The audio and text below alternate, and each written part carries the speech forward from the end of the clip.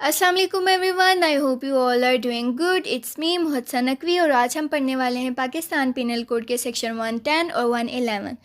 Section की तरफ जाने से पहले मैं आपको बता दूं कि मेरी जो भी वीडियोस हैं वो आप एक्सेस कर सकते हैं मेरी प्लेलिस्ट से। वहां पर सभी वीडियोस आपको अरेंज फॉर्म में मिल जाएंगी। इसके अलावा मैं डिस्क्रिप्शन बॉक्स में लिंक्स भी ऐड कर दूंगी, तो आप वो भी चेक कर लीजिएगा। सो विदाउट एनी डिले चलते हैं सेक्शन 110 की तरफ। सेक्शन 110 कहता है कि punishment of abetment if person abetted does act with different intention from that of abettor. Section 110 कहता है कि उस केस में पनिशमेंट क्या होगी अबैटमेंट की, जहाँ पर जिस पर्सन को अबैट किया गया है वो जो अबैटमेंट का एक्ट है, जो अबैटमेंट के नतीजे में उसको एक्ट करना है, वो किसी डिफरेंट इंटेंशन के साथ करे। उसकी इंटेंशन अबैटर की इंटेंशन से मैच ना करती हो, उसकी अपनी कोई इंटेंशन हो, तो उस केस में क्या होगा, अबैटमेंट की पनिशमेंट क्या मिलेगी अबैटर को।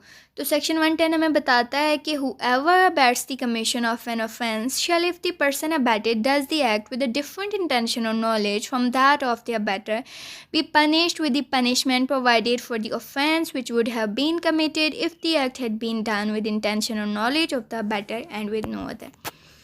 सेक्शन 110 कहता है कि जहाँ पर भी अबैटमेंट के नतीजे में कोई ऑफेंस कमिट होगा, तो वहाँ पर जो पर्सन जिसने ऑफेंस को कमिट किया है, किसके नतीजे में, अबैटमेंट के नतीजे में, जो अबैटर ने उसको अबैट किया है, या तो उसकी हेल्प करके, इनकरेज करके या इंस्टिगेट करके, और वहाँ पर उसकी इंटेंशन अबैटर की इंटेंशन से मैच नहीं करती, he has a different intention, then abettor को वही पनिशमेंट मिलेगी जो कि उस ऑफेंस की है जो कि अबैटेड पर्सन ने कमिट किया है। पाकिस्तान पिनल कोड के अंदर तमाम ऑफेंसेस और उनकी पनिशमेंट्स बता दी गई हैं। तो वो पर्सन जिसने कोई ऑफेंस कमिट किया है किसी पर्सन की, किसी दूसरे पर्सन की अबैटमेंट में आकर, तो उस अबैटर को, जिसने उस बंदे को अबैट किया था कि तुम ये जाके ऑफेंस कमिट करो, उसको वही पनिशमेंट, उन दोनों को वही पनिशमेंट मिलेगी जो उस ऑफेंस की पनिशमेंट पीपीसी के अंदर लिखी हुई है। सेक्शन 111 कहता है कि liability of abettor when an act abetted and different act done.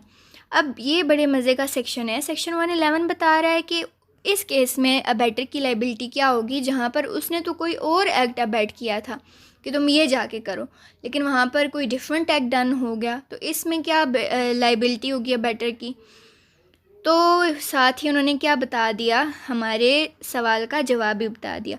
When an act is abetted and a different act is done, the abetter is liable for the act done in the same manner and to the same extent as if he had directly abetted it। Section 111 कहता है कि बेशक उसने abatement किसी और काम की थी, पर वहाँ पे कुछ और काम जो है ना कमिट हो गया, कोई और एक्ट कमिट हो गया, उसको इसी तरह से सज़ा मिलेगी, उसकी लाइबिलिटी इसी तरह से होगी जैसे कि उसने बस इसी काम की अबैटमेंट की थी कि तुम यही जाके करो। किस तरह से और ये बात क्यों की गई है, प्रोवाइडेड है कि the act done was a probable consequence of the abatement and was committed under the influence of the investigation और विद द एड और इन pursuance of the conspiracy with constituted the abatement. वो कहते हैं कि चूँकि जो एक्ट हुआ है वो एक प्रोबेबल कॉन्सिक्वेंस था ना, आपको पता था कि वहाँ पर रिस्क है, अगर मैं ये काम करवा रहा हूँ तो उसके साथ मे बी ये भी हो जाए। For example let me explain it with an example. A ने बी को अबैट किया कि तुम जाओ और जाके तुम सी को ना इतना डराओ, इतना उसको मारो कि उसे लगे कि मैं मर जाऊँगा। सिर्फ उसको डराना है ना, ग्रीवियस हाइट पहुँचाना है। लेकिन बी जो है वो इसको इतना मारता है कि सी की डेथ हो जाती है।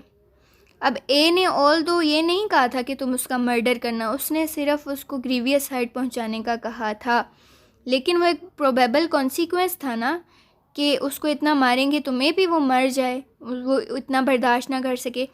तो ए को मर्डर की सज़ा मिलेगी और बी को भी मर्डर की सज़ा मिलेगी, और ए को अबैटमेंट की भी सज़ा मिलेगी जो उसने ग्रीवियस हर्ट पहुंचाने की है।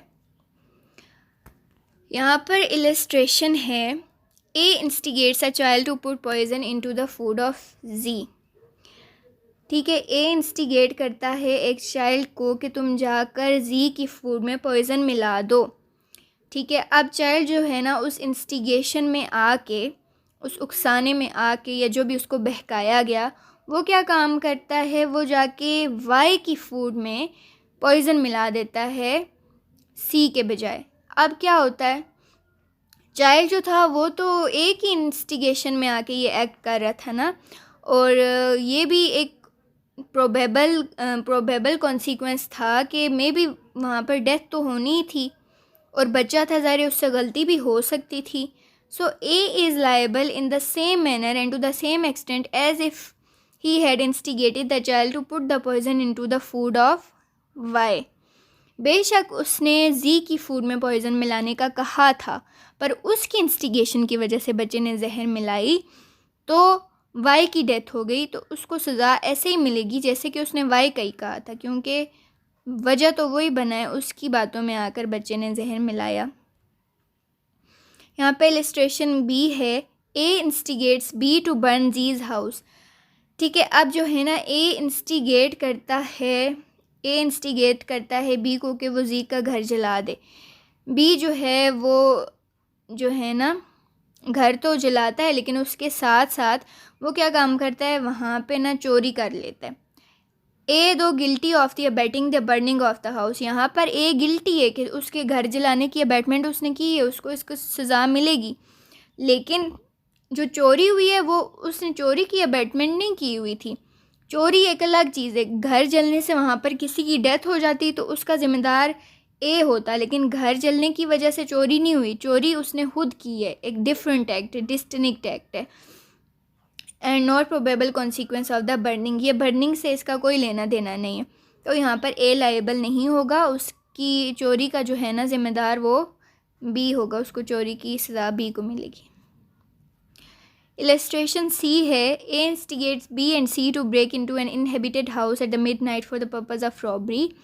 वो ए इंस्टिगेट करता है बी और ए इंस्टिगेट करता है बी और सी को कि वो एक घर में जाके ना रॉबरी करें, और उनको वो जो है असलहा भी प्रोवाइड कर देता है। अब वहाँ पर एक जो होता है जी घर के अंदर रहने वाला पर्सन, वो क्या काम करता है, वो रेजिस्ट करता है, वो कोशिश करता है कुछ हाथ पांव मारने की कि वो रॉबरी को रोक सके। अब जो बी एंड सी होते हैं वो क्या करते हैं, जी का मर्डर काज कर देते हैं। Here if that murder was the probable consequence of the abetment, A is liable the punishment provided for murder. अब देखिए ना, बेशक ए ने नहीं कहा था कि तुम जी को मारना, उसने असला प्रोवाइड किया था कि तुम जाके रॉबरी करो, ठीक है। लेकिन ज़ाहिर है वहाँ पर इंसान रह रहे थे और उन्होंने आगे से रेजिस्ट किसी ने किया और सी बी और सी ने उसको मार दिया, ठीक है। अब असलहा तो ए ही नहीं दिया था ना, उसकी प्रोबेबल कॉन्सिक्वेंस था। अब असला दिया है तो वो चल भी सकता है। सो यहाँ पर ये बात बताई गई है सेक्शन 111 में। अगर आपको मेरी वीडियो अच्छी लगी, आपको अच्छे से समझ आया, तो प्लीज़ वीडियो को लाइक करें, मेरे चैनल को सब्सक्राइब करें और कमेंट करके ज़रूर बताइएगा, और अपने फ्रेंड से भी शेयर कीजिएगा। Thank you.